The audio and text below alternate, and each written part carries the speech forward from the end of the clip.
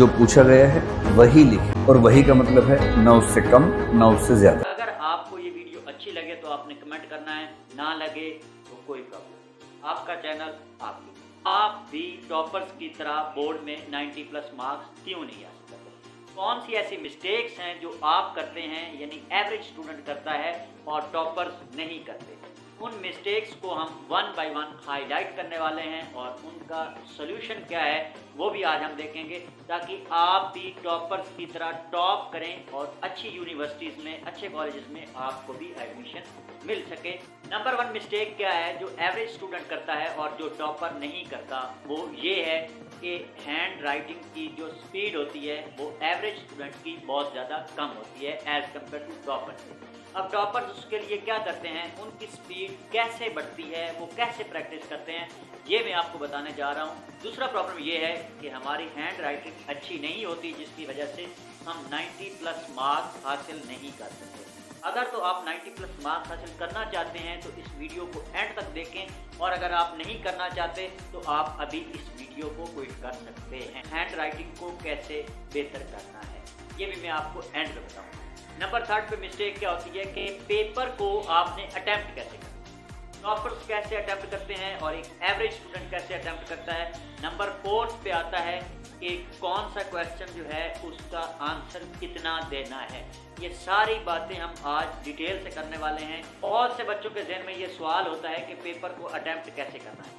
बाद वक्त बच्चे ऐसे भी होते हैं कि उनको पेपर अच्छी तरह से वो याद करके जाते हैं, उन्होंने रट्टा भी लगाया हुआ होता है, समझा भी होता है, लेकिन जब एग्जामिनेशन हॉल में जाते हैं तो उनको पेपर जो है उनके जहन से स्किप हो जाता है। उनको आंसर ही याद नहीं आ रहे होते जो उन्होंने रात भर दिन भर की मेहनत कर करके रट्टा लगा लगा के याद किए होते हैं, लेकिन उसके बावजूद नहीं आते।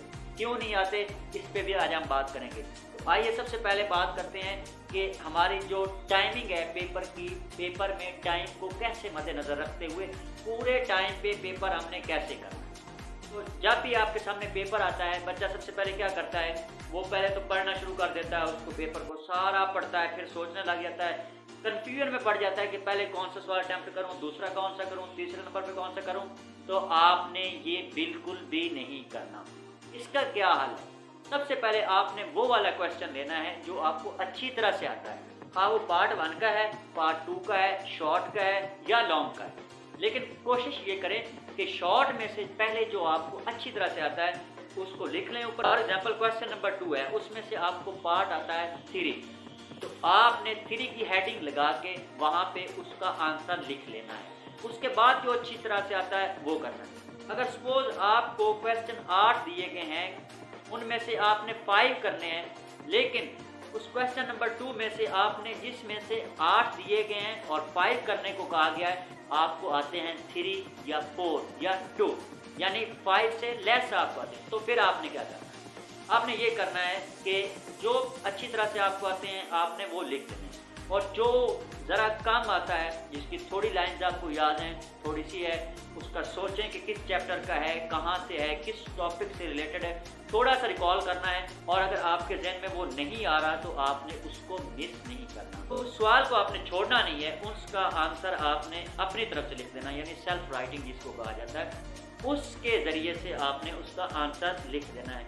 आंसर आपने लाजमी लिखना है, कोई भी सवाल आपने स्किप नहीं करना, छोड़ना नहीं है। अगर आप छोड़ेंगे तो एग्जामिनर को फ़ौरन पता चल जाएगा कि इस बच्चे के एवरेज मार्क्स ये चाहता है, ये पासिंग मार्क्स चाहता है। तो फिर वो आपका जो अच्छी तरह से आपने सॉल्व किया होगा उसके भी आपको वो पासिंग मार्क्स ही देगा। टॉपर्स की तरह आपको मार्क्स नहीं मिलेंगे।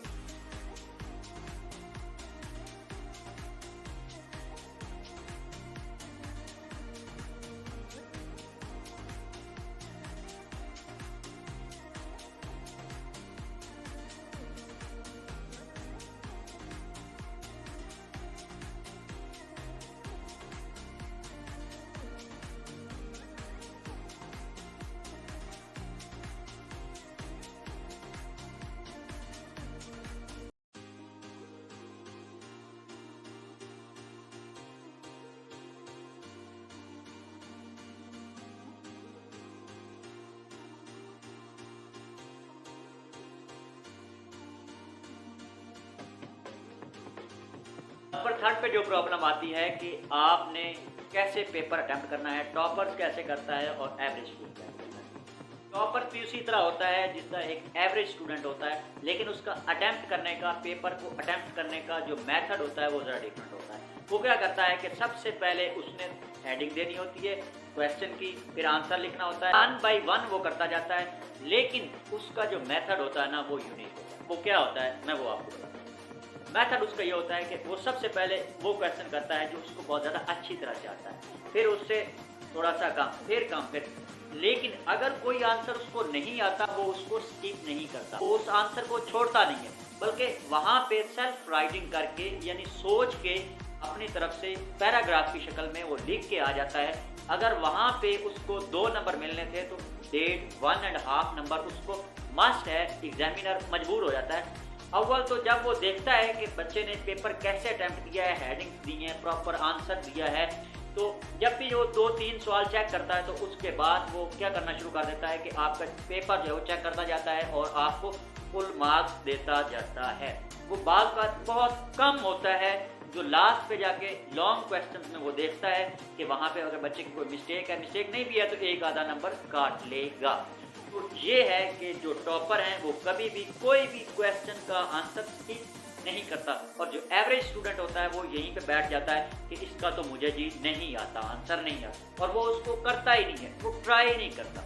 अगर कोशिश करोगे तो कुछ पाओ। नंबर 4 पे जो प्रॉब्लम होती है एवरेज स्टूडेंट, वो ये होती है कि क्वेश्चन का आंसर मैंने कैसे देना है, कितना देना है। तो बेटा जितना पूछा गया है उतना ही देना है और उसी के रिलेटेड देना है। ये नहीं होता कि उसमें अपनी कहानियाँ छोड़ने लग जाएं, आप क्रिकेट का मैच नहीं जाए, मूवीज की स्टोरीज लिखने बैठ जाएं या नॉवेल्स लिखने बैठ जाएं, ये नहीं होता। कोई एक आधा क्वेश्चन का आंसर अगर आपको नहीं आता जो लास्ट पे आप करना चाह रहे हैं तो उसमें आप थोड़ी सी स्टोरीज या मूवीज या सेल्फ राइटिंग कर सकते हैं, वरना ये नहीं होगा। क्वेश्चन सारे हैं उनके आंसर्स आप सेल्फ राइटिंग में लिखें या करें, तो इस तरह एग्जामिनर जो है वो नहीं करेगा। ये होता है कि बाज़ वक़्त आपसे डेफिनेशन पूछी जाती है, आप डेफिनेशन भी लिख देते हैं, उसकी एग्जांपल्स भी लिख देते हैं, आप उसकी कोई अगर ब्रांच होती है, मिसाल के तौर पर फिजिक्स का उसने पूछा तो फिजिक्स की ब्रांच हैं, कौन कौन सी ब्रांच, सारी डिटेल्स, यानी आप हाफ आवर यानी 3rd या 4th टाइम पार्ट जो टाइम का होता है पेपर का 2 आवर्स में से हाफ आवर आप एक ही क्वेश्चन को लिखने पे लगा देते हैं और अपनी तरफ से आप ये सोच के बैठ रहे होते हैं कि एग्जामिनर को मैंने बहुत ज़्यादा इम्प्रेस कर दिया। बेटा वो इम्प्रेस नहीं होता,